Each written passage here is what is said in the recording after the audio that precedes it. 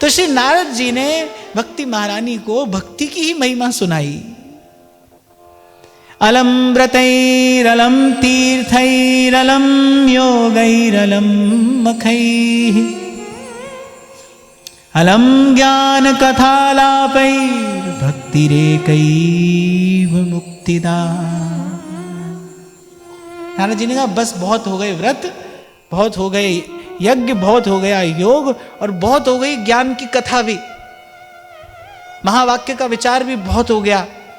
अहम ब्रह्मास्मि सोहम सोहम बोले, इसका जब भी बहुत हो गया। और ये सब करके समझ में आया भाई अंत में भगवान की भक्ति ही जीव को मुक्त कराने वाली है। आशा के पाश से भगवद अनुराग के अतिरिक्त कोई नहीं छुड़ा सकता, कोई नहीं छुड़ा सकता। ये एक जन्म का नहीं भाई, ये जन्म जन्म का अनुभव है, ये जन्म जन्म का अनुभव है। इसलिए मैंने कहा कि सावधान, अगर ये सत्य है कि एक क्षण में प्रभु के चरण मिलते हैं, फिर यह भी सत्य है कि जन्म जन्म मुनि जतन कराही। जैसे मन और बुद्धि से भगवान की कृपा का कोई और छोर नहीं पाया जा सकता, वैसे ही मानव अपनी मन और बुद्धि से माया के प्राबल्य का भी पता नहीं लगा सकता। भगवान की माया की भी था नहीं है, माया की भी था नहीं है। कब कहां किसको पलटी दे कह नहीं सकता है कोई।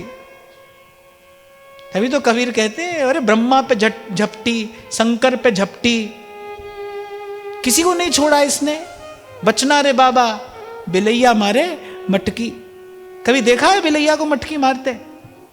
ऐसे बिल्ली भी घात लगाकर बैठी रहती है, बस जरा सा कोई इधर उधर हुआ, अब मटकी में बिल्ली मुंह भी डाल दे, दूध न भी पिए।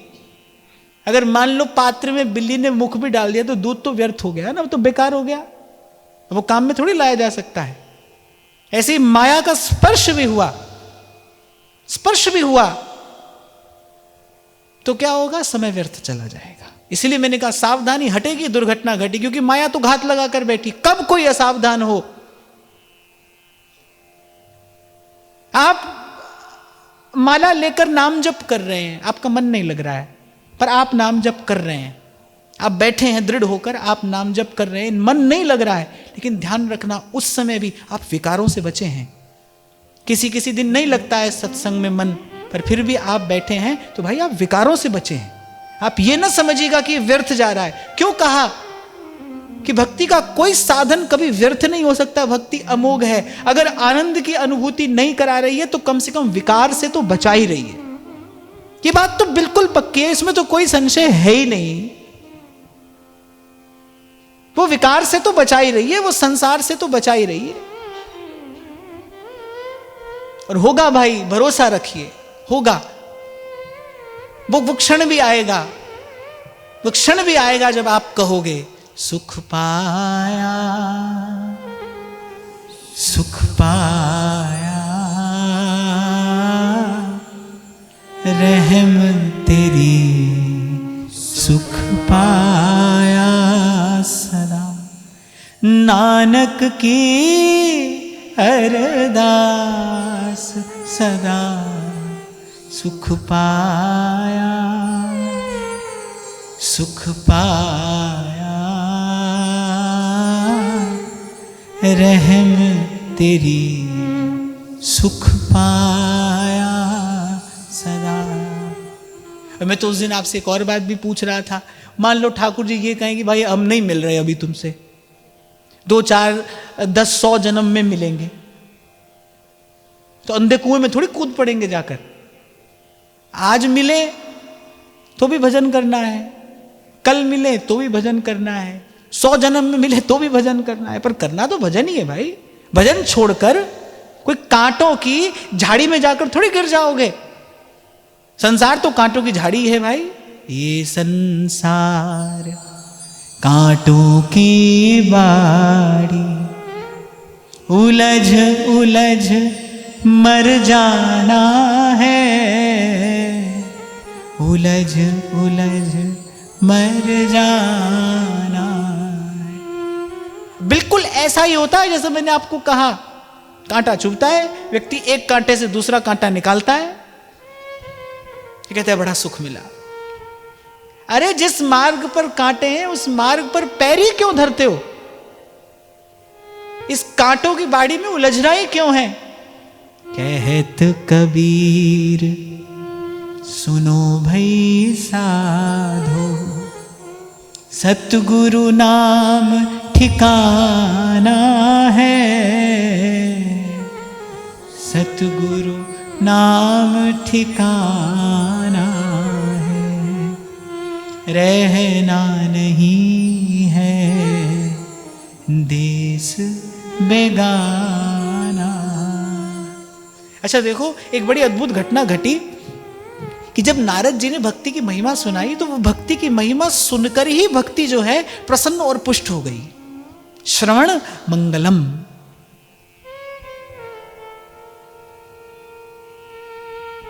इसलिए कह रहा हूं, कभी किसी दिन मन नहीं भी लगे ना सिमरन में, सत्संग में, कोई बात नहीं, फिर भी बैठना है, फिर भी करना है।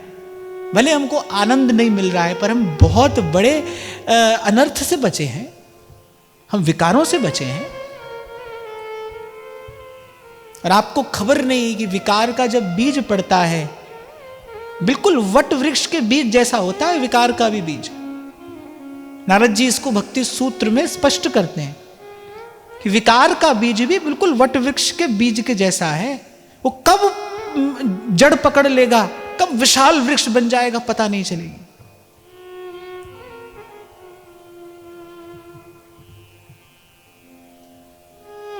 हाँ तो ठीक है, भगवान साधन साध्य नहीं है, पर साधन की महिमा क्या है? साधन बचाए रखता है, इस जग जंजाल से बचाए रखता है। ये बात तो मैं आपको अपने दैनिक जीवन के अनुभव की बता रहा हूं। जिस समय हाथ में माला होती है, जिस समय नाम जप चल रहा होता है, जिस समय हम स्वाध्याय कर रहे होते हैं, जिस समय हम श्री जी की सेवा में होते हैं, उस समय मन की स्थिति कुछ और होती है। अब टीवी चलाकर बैठ जाओ, मोबाइल खोलकर बैठ जाओ, अब उस समय देखो मन की स्थिति कुछ और हो जाएगी। और कम से कम एक साधक के जीवन में तो ये बहुत बड़ा उत्तरदायित्व है, बड़ी जिम्मेदारी है इस बात की, अपने भाव देह की रक्षा करना। जिस दिन दीक्षा होती है उसके बाद से आपके भीतर वो भाव देह जो है वो आकार लेना आरंभ करता है। जैसे गर्भ में बालक की रचना होती है ना, वो आरंभ में कुछ और, फिर कुछ और, फिर कुछ और। कैसे रज और वीर्य के बिंदु से ये शरीर की रचना हो जाती है, ऐसे जो छोटा सा नाम गुरु ने दिया है वो जैसे ही कान से हृदय तक गया है, एक दैवी प्रक्रिया आरंभ होती है, भाव देह का निर्माण होना आरंभ होता है। उस भाव देह की रक्षा करनी है। जैसे माता गर्भस्थ बालक की रक्षा करती है, जैसे जननी गर्भस्थ शिशु की रक्षा करती है, ऐसे एक साधक को अपने भाव देह की रक्षा करनी होती है।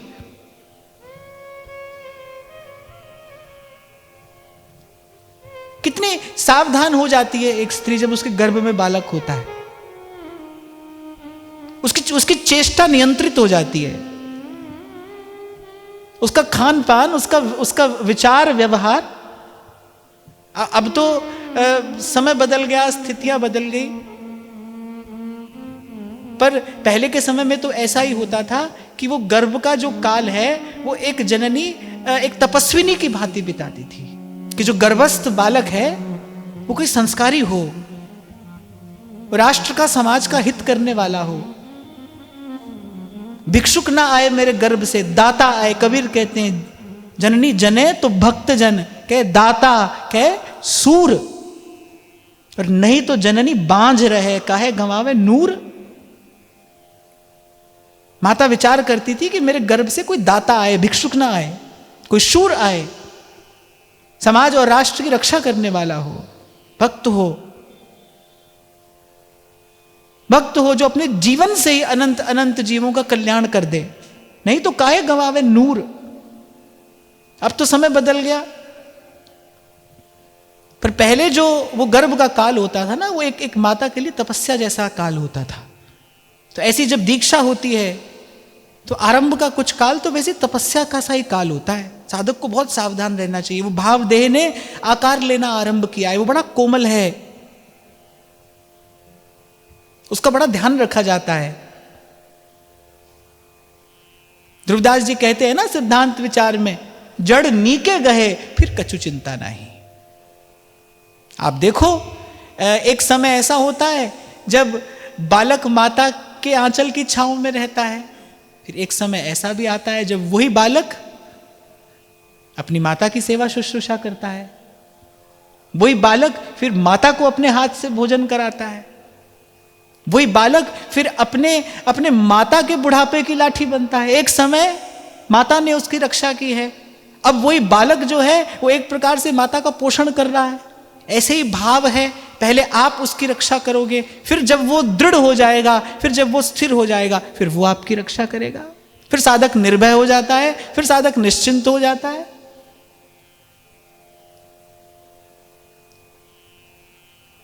हाँ, पर आरंभिक जो काल है वो तो बड़ी सावधानी का समय है। ये सावधानी हटे नहीं। और मैं बार बार आपसे कहता हूं कि इसकी एक ही विधि है, आओ और बस किसी संत के पास में बैठ जाओ, वो कुछ कहेगा, उसके शब्दों में कुछ चेतना है, वो आपको भीतर से जगाए रखेगी, आपको सोने नहीं देगी, आप जागे रहेंगे। तो ऋषि नारद जी ने जब भक्ति को, भक्ति की ही महिमा सुनाई तो भक्ति प्रसन्न हो गई, पर भक्ति की चिंता नहीं गई। देवर्षि ने कहा, बोले तुम खेद मत करो, ये जो तुम्हारे ज्ञान वैराग्य पुत्र ये जो अचेत अवस्था में पड़े हैं, मैं इनको जगाने का प्रयास करता हूं। और एक बड़ा सुंदर श्लोक इस अध्याय में मिलता है, वेद वेदांत घोषैश्च गीता पाठैर्मुहुर्मुहुः। नारद जी ने अनेक अनेक बार वेद पाठ किया, बड़े उच्च स्वर से श्रुतियों का गान किया। गीता पाठैर्मुहुर्मुहुः, और गीता जी का तो अनेक अनेक बार पाठ किया। उसका क्या परिणाम हुआ? बोले ज्ञान वैराग्य थोड़ी सी आंख खोलते, जब भाई लेते, फिर सो जाते। माने उनकी जो दुर्बलता थी वो गई नहीं। वेदों का पाठ कर रहे हैं, गीता का पाठ कर रहे हैं, लेकिन उनकी दुर्बलता जा नहीं रही। तो नारद जी भी थोड़े से चिंतित हो गए। भाई सब ज्ञान का जो मूल है वो वेद ही है, सर्वशास्त्र वही गीता, सब शास्त्रों का सार गीता जी हैं। बोले सब तो हमने इनको सुना दिया, लेकिन ये ज्ञान वैराग्य, इनकी दुर्बलता दूर क्यों नहीं हो रही? ये वृद्ध प्राय पड़े हैं, श्वेत केश हो गए हैं उनके, बगुले के जैसे, और वो वृद्ध प्राय पड़े हैं, जर्जर पड़े हैं, ये दुर्बल से यहां पड़े हैं, इनकी दुर्बलता दूर क्यों नहीं हो रही है? अब नारद जी भी विचार करने लगे, भाई हमको जो समझ में आया वो तो हमने सब कर दिया। कहते तब आकाशवाणी हुई, भगवान ने कहा कि इनके उद्धार का एक उपाय है, और बड़ा सुगम और बड़ा सरल उपाय है, पर संत तुम्हें बताएंगे। अब देखो कितनी सुंदर बात है कि आकाशवाणी हुई, भगवान बोल रहे हैं, भगवान सीधे उपाय बता देते, पर भगवान ने कहा नहीं, वो उपाय कौन बताएगा? संत बताएगा। ज्ञान और वैराग्य के उद्धार का उपाय संत के पास में है, संत बताएगा। भ्रम भूल में भटकते उदय हुए जब भाग, मिला अचानक गुरु मुझे, लगी लगन की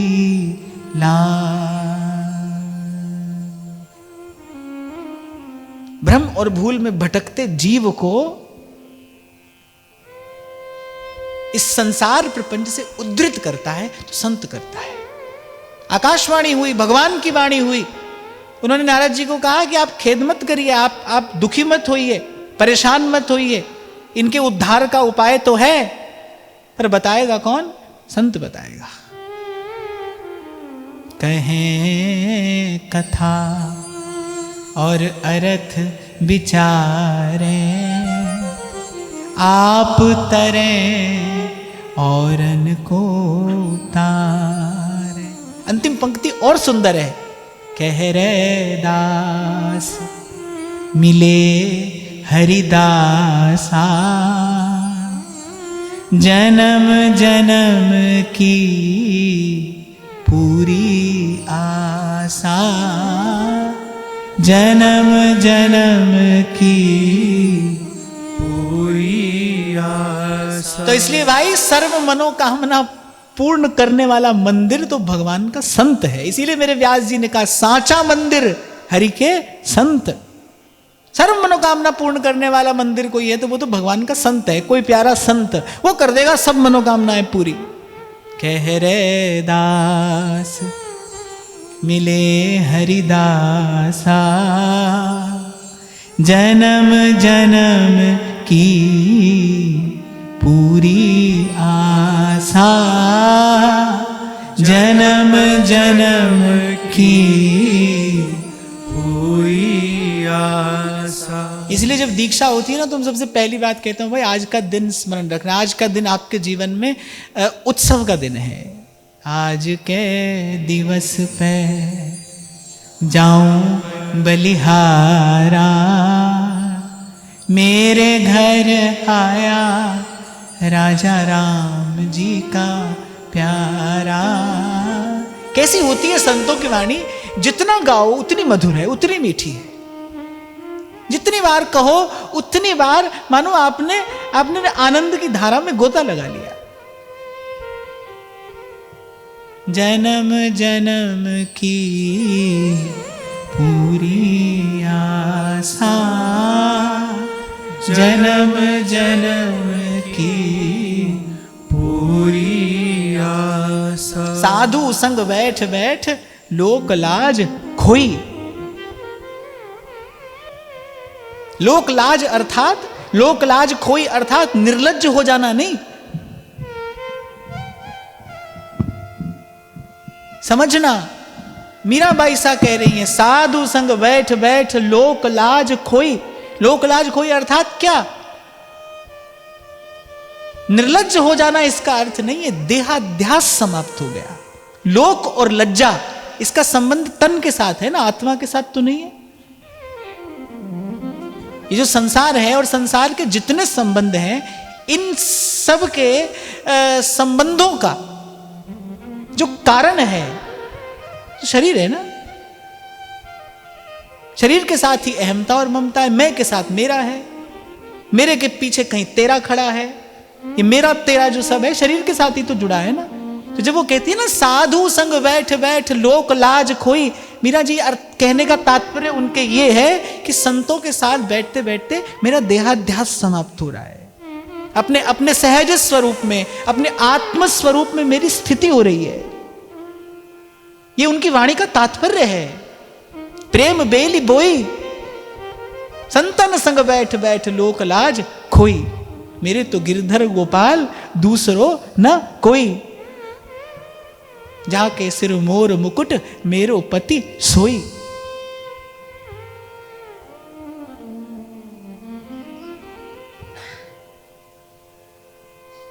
इसलिए कह रहा हूं भाई, सच्चा मंदिर तो भगवान के प्यारे संत हैं, सब मनोकामनाएं पूर्ण कर देते हैं, कोई कामना नहीं बचती।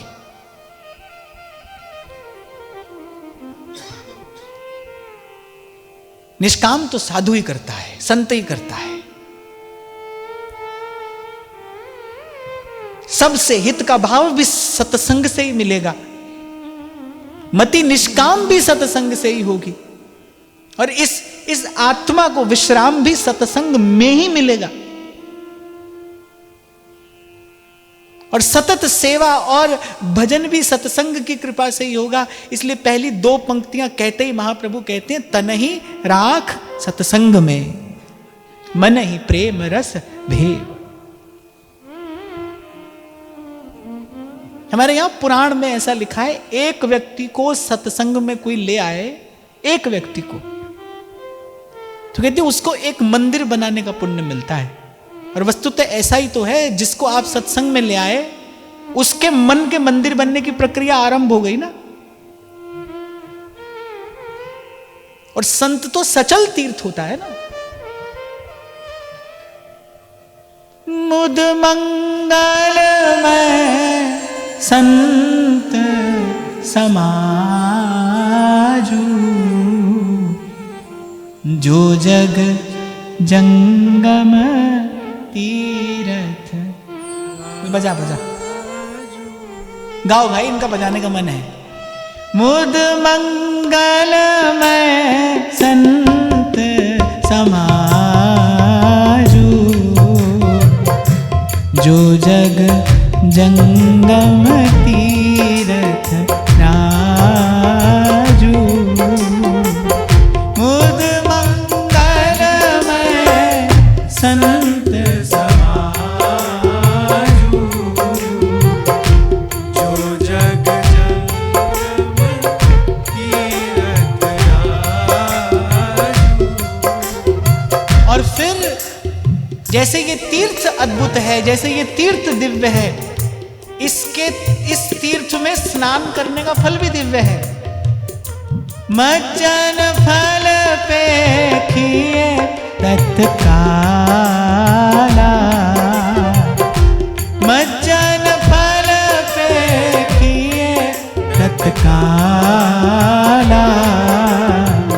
काक हो ही पिक बकही मराला, काक हो ही पिक बकही मराला, काक हो ही पिक बकही मराला।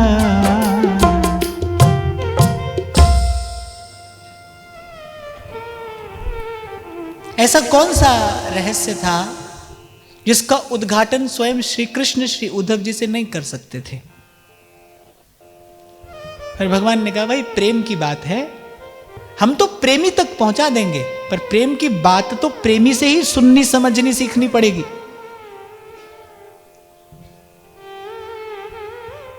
इसलिए आप विचार करोगे तो आपको लगेगा भाई संत भगवान से मिलाता है या भगवान संत से मिलाते हैं? भगवान की कृपा ही संत से मिलाती है। सिद्धांत तो यही है। संत विशुद्ध मिलहि परितेहि, चितवत राम कृपा करिजे। विशुद्ध संत से भगवान की कृपा ही मिलाती है। तो आकाशवाणी हुई, बोले भाई हम आपको रास्ता बता देते हैं। रास्ता तो है, लेकिन हम रास्ता बताने वाले तक का रास्ता बता सकते हैं, सीधा रास्ता नहीं बताएंगे। जो रास्ता जानता है बोले उस तक का रास्ता हम आपको बता सकते हैं। इनके उद्धार का उपाय है, पर वो उपाय संतों के पास में है। संतों के पास में जाइए। अब नारद जी ने मन में विचार किया भाई अब कहां जाऊं, किसके पास जाऊं? पर नारद जी संकल्प कर चुके थे, भक्ति देवी को वचन दे दिया था कि मैं तेरा दुख दूर करूंगा। नारद जी ने कहा भाई हमने वचन दे दिया है, अब इसका दुख तो दूर करना ही है। इसलिए आपको कहता हूं, बार बार कहता हूं, संत के संकल्प में अपना स्थान बना लीजिए। बस यदि संत ने आपके कल्याण का संकल्प कर लिया, यदि संत के मन में ये बात आ गई कि भाई इस जीव का कल्याण होना चाहिए, इस जीव का उद्धार होना चाहिए, तो आप कितने भी अयोग्य और अनधिकारी क्यों ना हो, प्रकृति को आपके लिए मार्ग बनाना ही पड़ेगा, क्योंकि संत का संकल्प है। साधु का कहा वृथा नहीं जाए। संत की वाणी अमोघ है, वो निष्फल नहीं हो सकती। संत का शब्द ब्रह्म है। तो नारद जी सब तीर्थों में गए, बड़े बड़े संतों से मिले, कुछ ने कुछ कहा, किसी ने कुछ कहा। अब किसी ने कहा जब आप ही नहीं जानते तो हम क्या बताएं। नारद जी पूछने के लिए आए हैं, जो सबको भगवत प्राप्ति का मार्ग बताते हैं, बताने में समर्थ हैं। नारद जी को भक्ति का भास्कर कहा गया है। वो जिसके जीवन में आए पीछे पीछे भगवान आ ही जाते हैं, भगवान की भक्ति आ जाती है। और आज जहां से हमने चर्चा आरंभ की ना, व्यास जी कहते हैं परम पद कौन सा है, क्या है? तो साधुता ही परम पद है। और साधु कौन? भाई जिसके आते ही भगवत भाव की, भगवत प्रेम की सुवास आ जाए। मैं पुनः आज आपको स्मरण करा दूं, बस जिसको देखते ही आपको प्रभु याद आ जाए, बिना प्रयास के याद आ जाए, बस वही साधु है, वही साधु है। जिसके पास आते ही विषय की वासना मंद पड़ने लगे। सद्गुरु चंदन सम कहा, भगवद प्रेम सुवास। निस दिन दान करे उसे, जो जन आवे पास। दो गुण होते हैं ना, चंदन के वृक्ष के पास दो गुण हैं। कौन से? पहला तो सुवास है और दूसरा शीतलता। सुवास और शीतलता। जिसके पास जाते ही पहले विषय के ताप से निवृत्ति हो जाए। बड़ा तपाती है संसार की इच्छा, संसार की कामना बड़ा ताप है भाई, इससे बड़ा कोई ताप ही नहीं है। बड़ा तपाती है संसार की इच्छा। जिसके भीतर है ना, खोल कर देखो वो बेचारा कितनी पीड़ा में है, कितने कष्ट में है। बड़ी बड़ी बात करता हो सो ठीक है, ये तो वाग विलास भी हो सकता है। तो जहां संसार की इच्छा की निवृत्ति हो जाए, क्योंकि इच्छा ही ताप है, संसार का ताप संसार की इच्छा ही है, तो सबसे पहले ताप की निवृत्ति हो जाए और फिर सुवास, भगवत प्रेम की सुवास। ये दो चीजें संत के पास होती हैं। संत रूपी चंदन का जो वृक्ष है उसके पास ये दो चीजें जाते ही मिलती हैं। अच्छा, शीतलता भी और सुवास भी ऐसा तो नहीं कि मांगने वाले को मिले, जो नहीं मांगे उसको न मिले, ऐसा तो नहीं है ना। वृक्ष के पास जो भी जाएगा, चंदन के वृक्ष के निकट जो जाए, वो कह रहे अरे वो जो भुजंग उससे लिपटे रहते हैं, अरे और तो और छोड़ो। वो तो ये कहते हैं जो कुल्हाड़ी काटने के लिए जाती है, वो चंदन का वृक्ष उसको भी अपनी सुवास से सुवासित कर देता है। संत के पास कोई अहित की भावना से भी जाए, पर उसका भी हित ही होता है। इसलिए भगवान ने कहा भाई मोते अधिक संत कर लेखा। ठाकुर जी ने कहा हमसे कोई युद्ध करने आए, हम तो युद्ध भी करते हैं। ठाकुर जी के पास तो सब रोगों की औषधि है ना, तो उनके पास तो जो जैसा जाए उसको वैसा उत्तर दे देते हैं। फिर कह रहे भाई हमारे प्यारे संत ऐसे नहीं है, हमारे संत ऐसे नहीं है। आप देखिए, जब महर्षि दुर्वासा को सुदर्शन चक्र जी के असह्य तेज से जलते देखा ना महाराजा अम्बरीश ने, तो वो बड़े बड़े करुणाद्र हो गए, व्याकुल हो गए महर्षि की पीड़ा का विचार करके। जो रघुपति मोह पे अनुकूला, तो द्विज हो ही विगत श्रम सूला।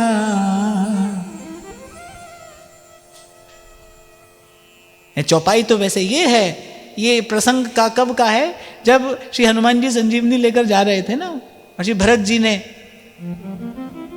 मार्ग रोका कि भाई ये कौन जा रहा है। हनुमान जी को थोड़ी चोट लगी, तो भरत जी ने कहा जो रघुपति मोह पे अनुकूला, तो कपि हो विगत श्रम सूला। मैंने ऐसे गोस्वामी जी की आज्ञा लेकर ये बात यहां कह दी। महाराजा अम्बरीश के मन में तत्काल ये भाव आया कि यदि भगवान मुझ पर प्रसन्न है, यदि प्रभु मेरे अनुकूल हैं, तो इसी क्षण इनका कष्ट, इनका ताप दूर हो जाएगा। हम परम पद की ओर, हम इस साधुता की ओर बढ़ रहे हैं। इसका एक लक्षण यह है, किसी दुखी को देखकर आपके मन में क्या होता है, इसके साक्षी बनना, इसके साक्षी बनना। किसी का दुख देखकर आप कितने दुखी होते हो, क्योंकि साधु का गुण तो कबीर साहब कहते हैं, अपना सा जीव सबको जाने, सहज मिले अविनाशी। एक और बात मैं यहां पर कहूं भाई, किसी का दुख हम न दूर कर पाए वो बात चिंता की नहीं है, पर देखना किसी के दुख में दुखी हो रहे हैं कि नहीं हो रहे। ऐसा नहीं कि बगल में कोई दुखी पड़ा है, हम खा पी के मस्त सो रहे हैं। बगल में कोई पीड़ा से करा रहा है, हम खा पी कर मस्त सो रहे हैं। क्यों? बोले सुबह श्री जी की मंगला में जाना है। ऐसी मंगला श्री जी नहीं कराती भाई। हमको तो सुबह भजन में बैठना है, इसलिए हमको तो सोना है, और बगल में कोई व्यक्ति पीड़ा से करा रहा है। बाबा बुल्ले शाह एक अच्छी बात कहते हैं, कहते बुल्लिया जे तू कदे किसे दा फट नहीं सीता, जे तू कदे किसे दा फट नहीं सीता, कहने एवें फेरिए माला तू कख नहीं कीता। जीवे दया नामे रुचि। और मुझे तो लगता है कि ये सिद्धांत है, जितना जीव मात्र के प्रति दया होगी उतनी आपकी भजन में रुचि बढ़ेगी, और जितनी भजन में रुचि बढ़ेगी उतना हृदय कोमल होता चला जाएगा।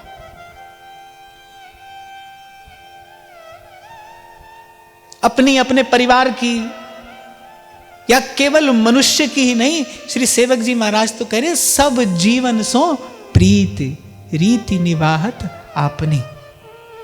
और मैं पुनः स्पष्ट करूं, हो सकता है हमारे पास कोई साधन ना हो, हमारे पास न हो सामर्थ्य कि हम सामने वाले का दुख दूर कर सके, पर मैंने कहा दृष्टा बनना, साक्षी बनना कि क्या उसके दुख में हम दुखी हो रहे हैं, क्या हमको दुख हो रहा है, हमको पीड़ा हो रही है, हम उसकी पीड़ा का अनुभव तो करें, हम उसके कष्ट का अनुभव तो कर पाए। किसी को कष्ट में देखकर सच्चे हृदय से प्रभु से प्रार्थना तो कर पाए कि प्रभु इस जीव का कष्ट दूर करिए, उसका कष्ट हमें विगलित तो करे। अरे हम भगवान के भक्त हैं, और उसमें भी हम तो हित की यहां उपासना, हित के हैं हम दास, हित विशेष राखत रहो चितनित हित की आस। अरे कुछ ना कर सको, प्रभु से प्रार्थना तो करो कि प्रभु इस जीव का कष्ट दूर हो।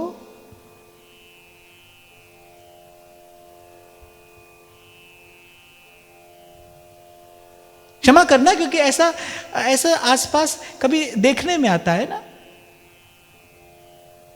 कि आपके संग रहने वाला व्यक्ति पीड़ा में है, आप चादर ताने सोए क्यों, क्योंकि आपको सुबह भजन में बैठना है। ये कैसा भजन है भाई? ये कौन सी भजन भावना है? सेवक जी ने कहा अपनी रीति का निर्वाह करना, पर बाद में कहा, पहले कहा सब जीवन सो प्रीत। वो निकस कुंज ठाड़े भय भुजा परस्पर अंश, उस निकुंज मंदिर का दर्शन तो महाप्रभु जी ने बहुत बाद में कराया, पहले कुछ और भी कहा है। उस पर भी कान देने की और ध्यान देने की आवश्यकता है, वहां से होकर ही वहां तक पहुंचा जाएगा भाई। बड़ा निर्मल निष्कलुष हृदय प्रिया और लाल की केली का चिंतन करता है, कर सकता है। वो हृदय की निर्मलता, निष्कलुषता, उसी के लिए ये यज्ञ है। अंतःकरण की शुद्धि इसी प्रकार प्राप्त होती है, और यही साधु की साधुता है। पर दुख द्रवई संत सुपुनीता, जो द्रवीभूत हो जाए, देख ना पाए। महाराजा अम्बरीश देख नहीं पाए, उन्होंने कहा कि प्रभु यदि आप मुझ पर प्रसन्न हैं, अनुकूल हैं, तो अभी इन ऋषि का कष्ट दूर हो जाए। मैं इनको अपनी आंख के सामने ऐसे कष्ट में नहीं देख सकता।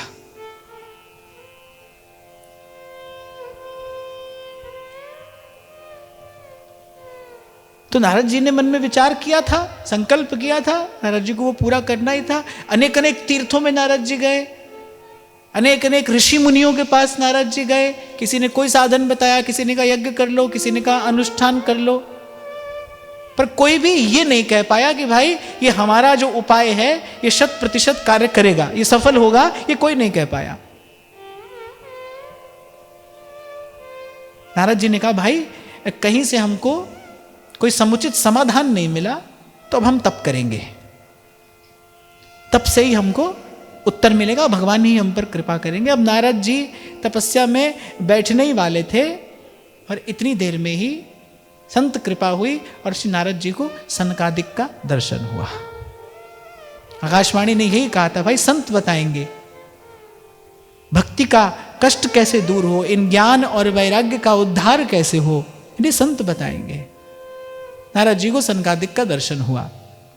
और कल भी विराम के क्षणों में मैंने आपसे यही कहा था कि श्रीमद् भागवत में आद्योपांत अगर कुछ है तो बस केवल सत्संग ही है। ये श्रीमद् भागवत क्या है? ये सत्संग की महिमा है, प्रकट महिमा, प्रतिष्ठित महिमा, केवल सत्संग है। सत्य है, सत्य है, त्रिकाल सत्य है कि श्री कृष्ण के चरणों की प्राप्ति कराने वाली है, पर ये है क्या? सत्संग है। सर्वत्र केवल एक ही बात का दर्शन हो रहा है, केवल एक ही बात का। और वही क्या है कि कोई कह रहा है और कोई सुन रहा है। कोई जिज्ञासु बैठा है, कोई तत्वज्ञ बैठा है, कोई पिपासु बैठा है और कोई कथा का अमृत पिला रहा है। और कहने वाले और सुनने वाले दोनों ही ऐसे हैं कि कहते सुनते अघाते नहीं, कहते सुनते थकते नहीं। और सुनाइए और सुनाइए, एक कथा से कोई और कथा प्रकट हो जाती है, उससे कोई और प्रकट हो जाती है। जैसे जब नदी की धारा चलती है तो मार्ग में अनेक अनेक धाराओं में बट जाती है ना, चलते चलते फिर समुद्र में पहुंचती है। ऐसे ही ऐसी घटना श्रीमद् भागवत में भी घटी है। किसी ने कुछ कहा, प्रभु की कोई कथा सुनाई, पूछने वाले ने कहा थोड़ी और सुनाइए, उस कथा से कोई और रहस्य प्रकट हो गया। इस प्रकार आद्योपांत ये विशुद्ध सत्संग है। और ये तो इसका अमोघ फल है ही। यस्याम वै श्रूयमाणायाम कृष्णे परम पुरुषे भक्तिरुत्पद्यते। इसका जो श्रवण है भक्ति भाव को पुष्ट करने वाला है, प्रसन्न करने वाला है, स्वस्थ करने वाला है। आपको स्मरण हो 2-3 दिन पहले मैं आपसे कह रहा था, कोई भी व्यक्ति अपने घर के दर्पण पे ले जाकर धूल नहीं डालता, फिर धूल आ जाती है। दर्पण को झाड़ते पोंछते रहना पड़ता है। मान लिया कि आपका जीवन विशुद्ध भजनमय है, आप बड़ी निष्ठा से, आप बड़ी सजगता से, सावधानी पूर्वक आप साधन में लगे हैं, पर फिर भी युग और काल के प्रभाव से कुछ न कुछ अवांछित आ जाएगा, जो मन के दर्पण को धुंधला कर सकता है, जो उस आनंद की अनुभूति को थोड़ा क्षीण कर सकता है। इसका उपाय यही है भाई, ऐसे कहते सुनते रहो। गाया गाया हरि गुण गाया, गाया गाया हरि गुण गाया, गाया गाया हरि गुण गाया। आहा, रैदास जी ने यही मंत्र दिया, बोले बस बेटी हरि गुण गा। वो हाथ में एक तारा था, मीरा जी की दृष्टि थी उस पर। मैं तो कभी कभी ऐसी भावना करता हूं, क्या सुंदर दर्शन होगा। ब्रह्म मुहूर्त की बेला है और उज्जवल हंसों के समान संतों की मंडली महल में विराज रही है, दौड़ी हुई आई है मीरा जी। और उस सभा के भूषण के रूप में संत भूषण श्री रैदास जी महाराज विराजमान है। हाथ में एक तारा है, नेत्र सजल हैं, पुलकित रोमावली है, कंठस्वर गदगद है। इससे सुंदर क्या दृश्य इस त्रिलोकी में हो सकता है। कभी मीरा जी रैदास जी के चरणों की ओर देखती है, कभी उनके हाथ में झनझनकार करते उस एक तारे पर मीरा जी की दृष्टि चली जाती है।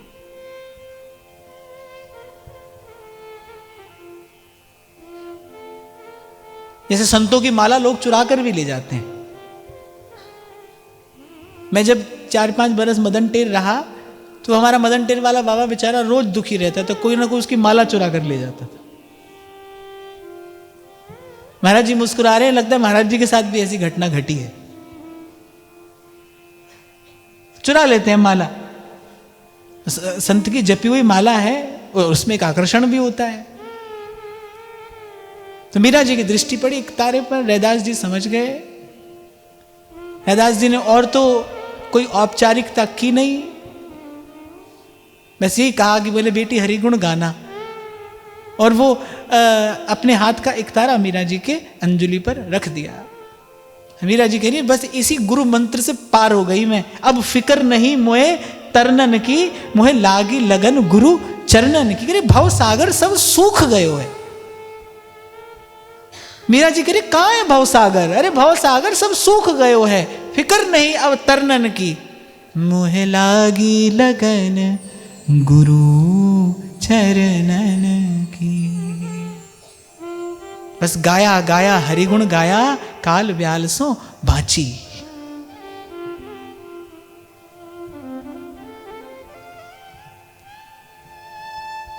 तब श्री सनकादिक ने श्री नारद जी से कहा,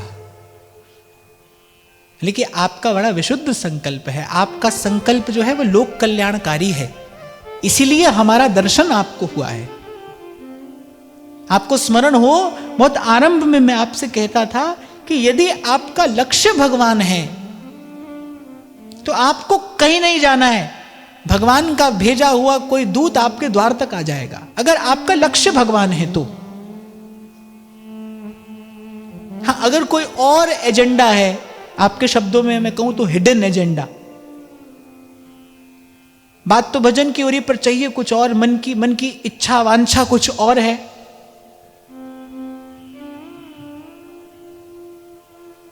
यही विचार करके तो मैं आपसे परसों कह रहा था, भाई आपका मेरा मिलना बस इतना ही ठीक है, इतना ही पर्याप्त है।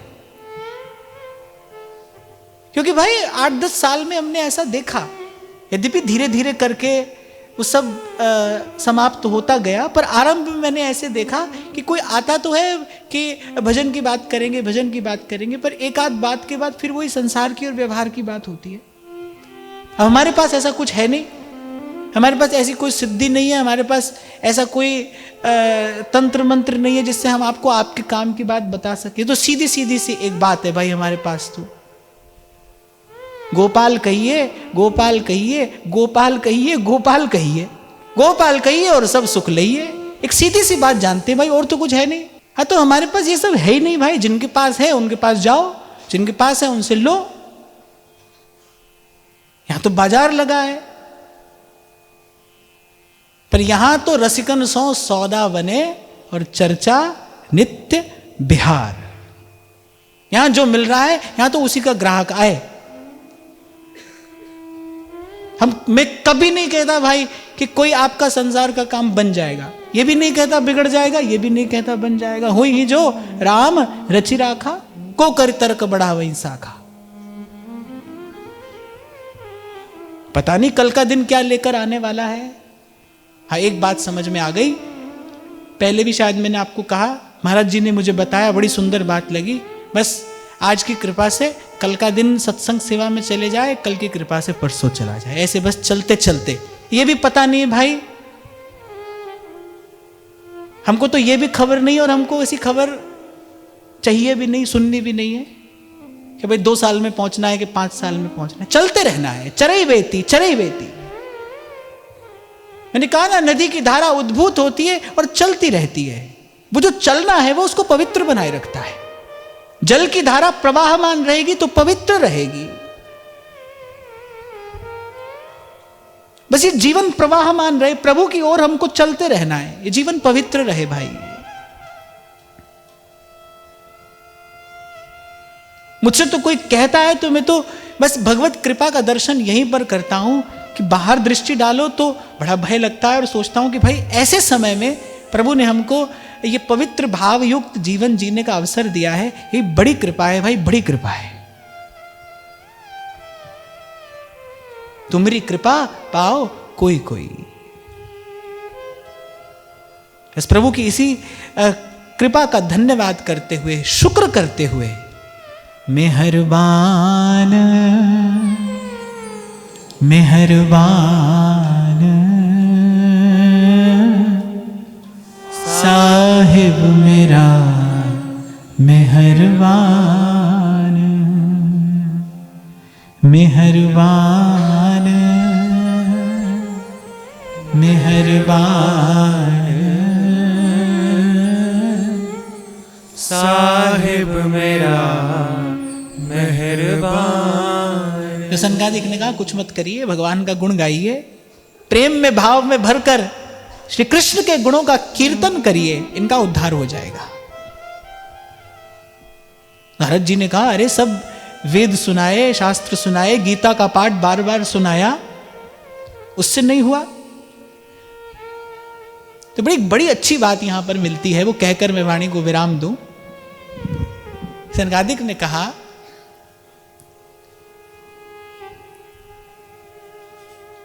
कि जब आम के बीज को डाला जाता है तो पहले वृक्ष बनता है, फिर फूल आते हैं, फिर फल आता है। अब पेड़ किसका है? आम का है। डाली किसकी है? फूल किसका है? पर वो सब खा के थोड़ी आम का स्वाद मिलता है, फल खाकर ही तो स्वाद मिलता है ना। तो उन्होंने कहा कि भाई ये जो वेद हैं, शास्त्र हैं, ये सब वृक्ष हैं, शाखाएं हैं, फूल हैं, पर इनका जो फल है ना, बोले वो तो हरि की कथा ही है। रसास्वादन तो फल खाकर ही होता है। गन्ने के ओर छोर में सब जगह मीठा है, पर जहां खांड की आवश्यकता है वहां तो खांड से ही काम चलता है ना। अब दूध में घी है कि नहीं? यज्ञ में आहुति देनी हो तो घी की डाली जाती है ना, दूध की डाल दो, लोग क्या होगा? देवता अप्रसन्न हो जाएंगे। अब आप ये सोचो भाई कौन घी बनाए, दूध में तो घी है ही, लो दूध की आहुति डाल दो, पर ऐसे काम तो नहीं चलेगा, काम तो घृत से ही चलेगा।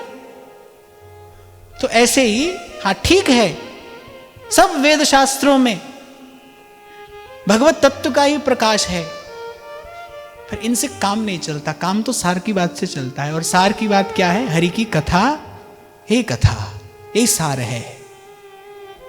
हरि के नाम भरोसे रहिए, सार की बात सेवक जी अंतिम पंक्ति में कहते हैं, कै वाणी हरिवंश की, कै हरिवंश ही नाम। तो सनकादिक ने कहा यही सार स्वरूप साधन है, इसके अतिरिक्त कुछ और कहने सुनने की आवश्यकता नहीं। केवल इसी साधन का दृढ़ता पूर्वक आश्रय लेने से भक्ति प्रसन्नता को प्राप्त होगी, ज्ञान वैराग्य हष्ट पुष्ट हो जाएंगे, जीवन का कल्याण होगा।